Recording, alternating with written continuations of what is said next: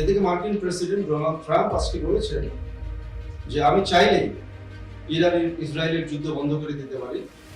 তিনি হাসি ঠাট্টার ছলে এটি বলেছেন।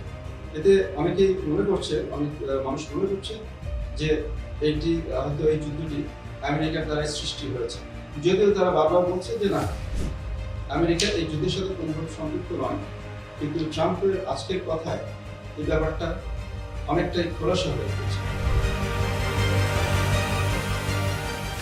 এদিকে আরেকটি বিষয় আমাদের নজরে এসেছে, দুরকম খবর চাওয়া হয়েছে।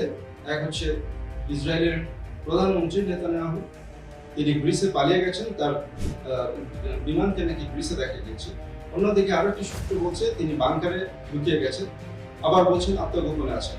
আসলে কোনোটি আমরা নিশ্চিত নই। আমরা নিশ্চিত কোনো খবর যদি পাই অবশ্যই আপনাদেরকে জানাবো।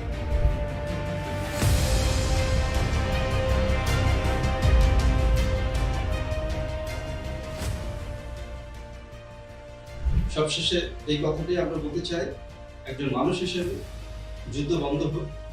যুদ্ধ কখনো শান্তি পায় না।